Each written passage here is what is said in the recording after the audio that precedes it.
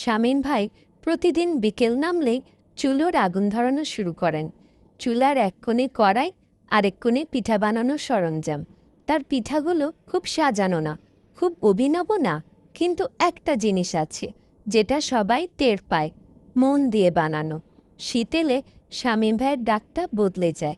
গরম পিঠা, গরম পিঠা, এই ডাকে পাড়া যেন একটু ধীর হয়ে আসে। কেউ অফিস ফেরত, কেউ ছাদে দাঁড়িয়ে। শামীম ভাই জানে কেউ পিঠা কিনে ক্ষুধার জন্য, কেউ কিনে স্মৃতির জন্য। তাই সে কখনো তাড়াহুড়ো করে না, পিঠা উল্টায় ধীরে, যেন সময়টাকেও উল্টে দিচ্ছে। একদিন এক বুড়ি এসে বলছিল, বাবা আজ একটু গুড় কম দিস, ডায়াবেটিস। চিন্তা কইরেন না খালা, আজ গুড় কম, যত্ন বেশি। আবার কেউ কেউ বলেন, ভাই আগেরটার মতো বানায়েন।